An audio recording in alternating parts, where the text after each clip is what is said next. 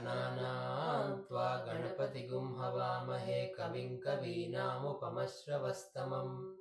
ज्येष्ठराजं ब्रह्मणान् ब्रह्मणस्पदानः शृण्वन्नोतिभिः सीदसादनम् ॐ महागणपतये नमः। प्रणो देवी सरस्वती वाजेभिर्वाजिनीवती दीनानामित्र्यमतु। नारायणसमारम्भां व्यासशङ्करमध्यमाम् अस्मदाचार्यपर्यन्तां वन्दे गुरुपरम्परां श्रीसद्गुरुचरणारविन्दाभ्यां नमः। शुक्लाम्बरधरं विष्णुं शशिवर्णं चतुर्भुजं प्रसन्नवदनं ध्यायेत् सर्वविघ्नोपशान्तयेत्। अथ पुरुषसूक्तम्। ॐ सहस्रशीर्षा पुरुषः सहस्राक्षः सहस्रपात् स भूमिं विश्वतो वृत्वा अत्यतिष्ठद्दशाङ्गुलम् पुरुष एवेदगुं सर्वं यद्भूतं यच्च भव्यम् उतामृतत्वस्येषानः यदन्नेनातिरोहति एतावानस्य महिमा अतोऽर्ज्यायागश्च पूरुषः पादोऽस्य विश्वाभूतानि त्रिपादस्यामृतं दिवि त्रिपादोर्ध्व उदयपुरुषः पादोऽस्येहा भवात् पुनः ततो विश्वन्व्यक्रामत् शासनानशने अभि तस्माद् विराडजायत विराजो अधिपूरुषः स जातो अत्यरिच्यत पश्चात् भूमिमतो पुरः यत्पुरुषेण हविषा देवा यज्ञमतन्वत वसन्तो अस्यासीदार्जम् ग्रीष्म इद्मः शरद्धविः सप्तास्यासन् परिधयः त्रिस्सप्तसमिदः कृताः देवा यज्ञन्तन्वानाः अबध्नन् पुरुषं पशुं तं यज्ञं बर्हिषि प्रोक्षन् पुरुषं जातमग्रतः तेन देवा अयजन्त साध्या ऋषयश्च ये तस्माद् यज्ञात् सर्वहुतः संवृतं पृषदाज्यं पशुगुस्तागुश्चक्रे वायव्यान् आरण्यान् ग्राम्याश्च ये तस्माद् यज्ञात् सर्वहुतः ऋचः सामानि जज्ञिरे छन्दागुंसि जज्ञिरे तस्मात् यजुस्तस्मादजायत तस्मादश्वा अजायन्त ये केचोभयादतः गावो हजज्ञिरे तस्मात् तस्माज्जाता अजावयः यत्पुरुषं व्यददुः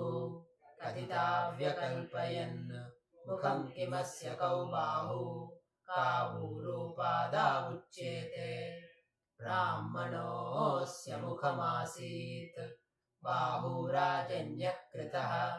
ऊरू तदस्य यद्वैश्यः पद्भ्यागुं शूद्रो अजायत चन्द्रमा मनसो जातः चक्षोः सूर्यो अजायत मुखादिन्द्रश्चाग्निश्च प्राणाद्वायुरजायत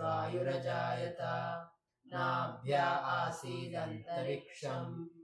शीर्ष्णोद्यौ समवर्तत पद्भ्यां भूमिर्दिशश्रोत्रात् तथा लोकागुम् अकल्पयन् वेदाहमेतं पुरुषं महान्तम् आदित्यवर्णं तमसस्तु पारे सर्वाणि रूपाणि विचित्य धीरः नामानि कृत्वा विवदन यदास्ते दाता पुरस्ताद्यमुदा जहार शक्रः प्रविद्वान् प्रदिशश्च तस्रः तमेवं विद्वानमृत इह भवति नान्यः पन्था अयनाय विद्यते यज्ञेन यज्ञमयजन्त देवाः तानि धर्माणि प्रथमान्यासन् ते हनाकं महिमानः सचन्ते यत्र पूर्वे साध्याः सन्ति देवाः अद्य सम्भूतः पृथिव्यैरसाच्च विश्वकर्मणः समवर्तताधि तस्य त्वष्टा विदधद्रूपमेति तत्पुरुषस्य विश्वमाजानमग्रे वेदाहमेतं पुरुषं महान्तम् आदित्यवर्णं तमसः परस्तात् तमेवं विद्वानमृत इह भवति नान्यः पन्था विद्यते यनाय प्रजापतिश्चरति गर्भे अन्तः अजायमानो बहुधा विजायते तस्य धीराः परिजानन्ति योनिम् मरीचीनां पदमिच्छन्ति वेदसः यो देवेभ्य आतपति यो देवानां पुरोहितः पूर्वो यो देवेभ्यो जातः नमो रुचाय ब्राह्मये रुचं ब्राह्मं जनयन्तः देवा अग्रे तदब्रुवन् यस्त्वैवं ब्राह्मणो विद्यात् तस्य देवा असन्वशे तिष्ठते लक्ष्मीश्च पत्न्यौ अहोरात्रे पार्श्वे नक्षत्राणि रूपम् अश्विनौ व्यात्तम् इष्टं मनिषान अमुं मनिषान सर्वं मनिषान तच्छयोरावृणीमहे गातुं यज्ञाय गातुं यज्ञपतये दैवी स्वस्तिरस्तु नः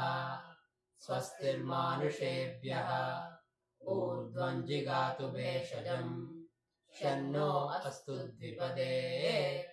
शञ्चतुष्पदे ॐ शान्तिः शान्तिः शान्तिः।